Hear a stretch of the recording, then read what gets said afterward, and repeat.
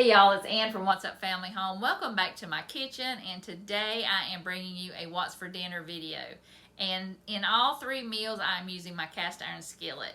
And this is in collaboration with my sweet friend Kirsti, and we are bringing you some delicious cast iron skillet meals. So I hope you'll check out her channel. I'll have it linked down below. And she has the best cooking videos. She also does grocery hauls.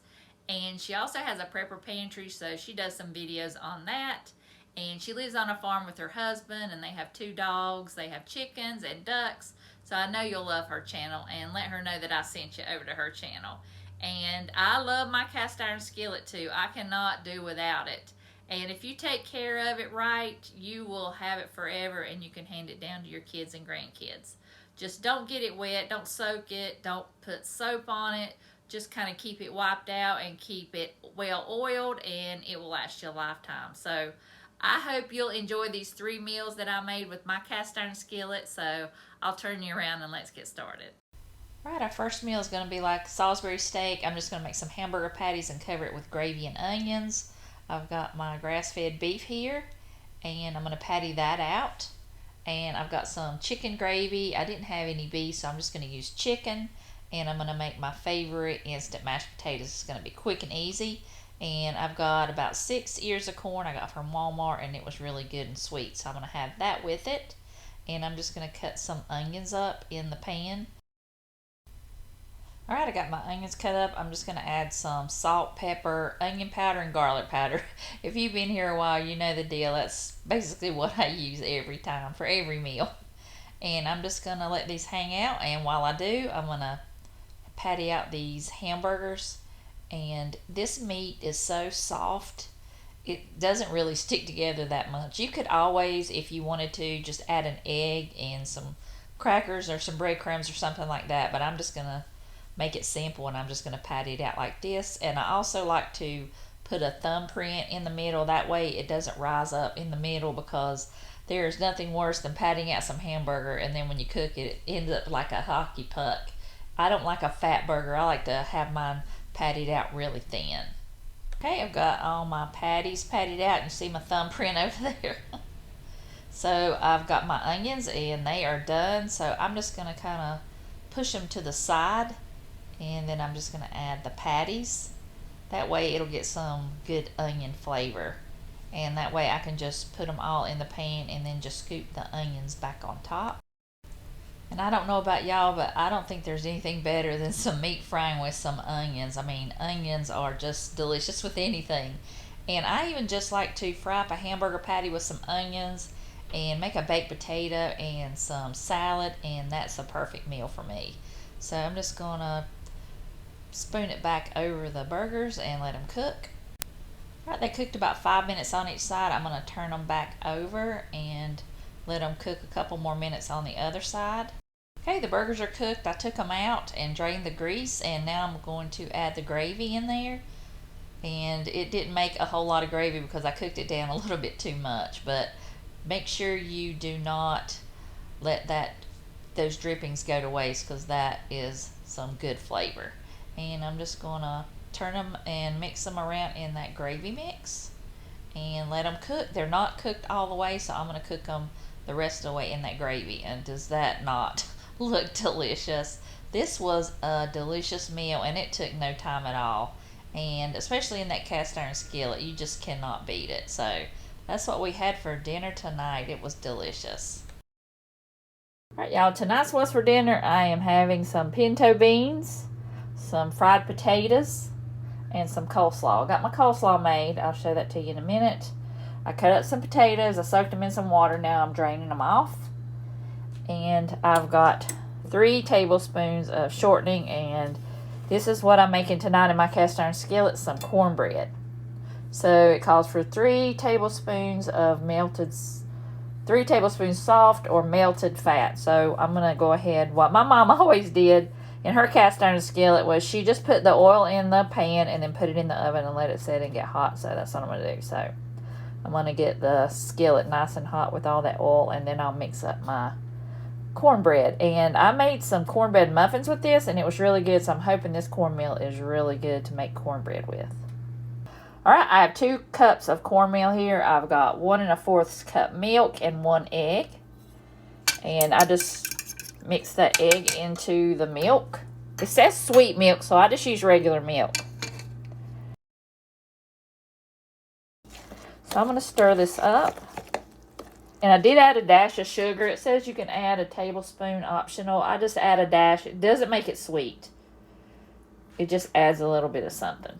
Or that's the way my mom and grandma always did it. So I'm just going to get my oil and pour it in the pan. I always just stick the pan back in there for a minute. Mix it until that oil is mixed in good.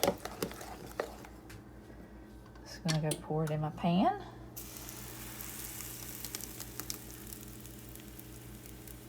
It says 475. I'm going to go 400 because I don't like to cook mine really, really hard. So I'm just going to put it in at 400. And the directions say 16 to 20 minutes. We'll see how long it takes us. But there's nothing better than some good old cornbread in a cast iron skillet. So I'm going to get that in the oven so we can start on our fried potatoes. Alright, I'm going to cook these for about 15 minutes, and then I'm going to put the onions in there and cook it for another 15 minutes. I wish I had another cast iron skillet to make these in. I do have another one, but it's sticking, so I'm trying to season it a little bit more to get it not to stick. Got a jar of my home canned pinto beans, and I'm just going to heat those up to a boil and then just let them simmer until it's done. These are so good. They don't have any kind of meat or anything. They were just canned with some salt and some water, and they are so good. So I'm going to go ahead and just let those hang out until we're ready for everything else.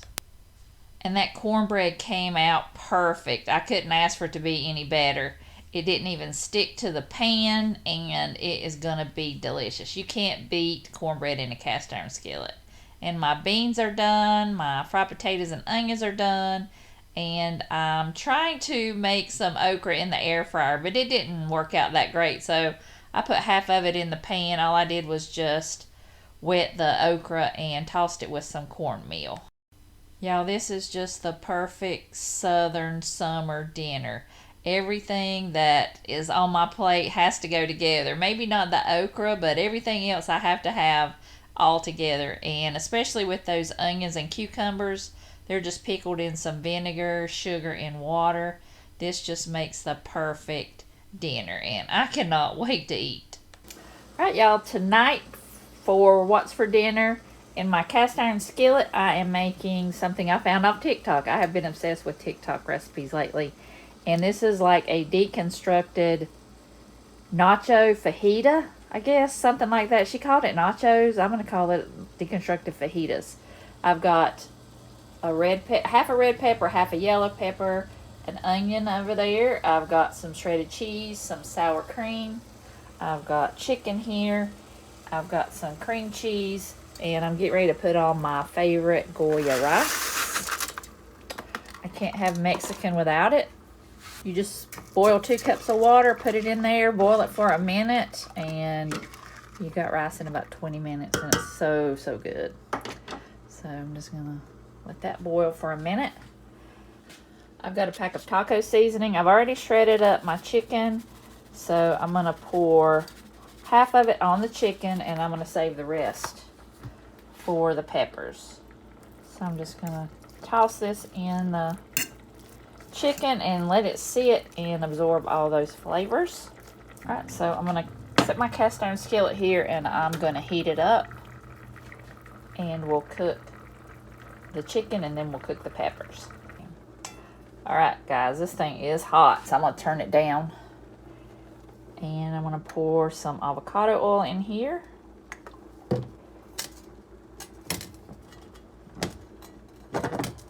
Add the chicken.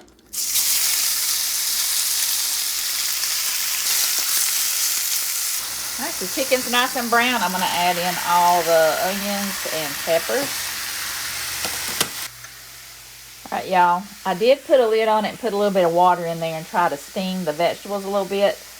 I should have just cooked the peppers separate, or cook the peppers and then put the chicken in there, because I was scared it was going to overcook. It might still overcook, but I don't know. But I'm going to go ahead and add half of a block, not quite a half a block of cream cheese. They did not specify how much. It just looked like a big spoonful of sour cream. So that's what I'm doing here. So I'm going to go ahead and melt that in there. Oh my gosh, y'all. This is, I think, going to be something that I make all the time. I never even thought about this. And you can make this mixture into a quesadilla or just over some Mexican rice or on some nachos or on some tortilla chips. Oh my goodness. I don't know why I've never thought of doing this. I think it's even better than, it's going to be even better than just regular fajitas. All right. I've got that mixed in. Now I'm going to top it with some shredded cheese. I wish I had some pepper jack, but all I had was Colby. Got to get back to Aldi and get some more cheese. Walmart cheese has went up, so I'm going to hopefully go to Aldi tomorrow and it's not going to be very expensive. And this is a totally stovetop. This is a total stovetop dinner. You don't even have to put it in the oven. Just put a lid on. And I'm going to turn it down to low and just let that cheese melt. It is a beauty. It's done. I'm just going to let it sit there till I get the rice. And I am going to go ahead and make some kind of maybe a pico guac. But I've got half of an avocado here. Not quite a half, but that's the way it kind of splits. So I'm going to save this one. I don't think it's quite right. But I'm going to go ahead and add some tomatoes and some cilantro and some onion and make kind of like a little salad. Alright, it's all done. I've got my little salad here. I've got onion, tomato. I've got onion, tomato, avocado. I sprinkled it with some salt and pepper and garlic powder and a little bit of lime juice. This is going to be so good. This is smelling delicious. I wish y'all could be here and smell it, but I am going to plate it up and we're going to try it. And I know it's going to be delicious. Y'all, this was so good. Y'all need to make this, and I can't wait to put it in like a hard shell taco or make it into a quesadilla. This was so quick and easy, and I can't believe how good it was. This will definitely be on my Taco Tuesday rotation for sure. I hope you guys enjoyed this week's What's for Dinner. We really enjoyed and loved all three of these meals. And I hope you'll go check out Kirsti's channel. I'll have it linked down below. Make sure you go like and subscribe. And I just want to say thank you guys for watching. I really appreciate every one of you that has subscribed, that has liked and commented. I really appreciate you guys more than you'll ever know. So I'll see you guys in the next video.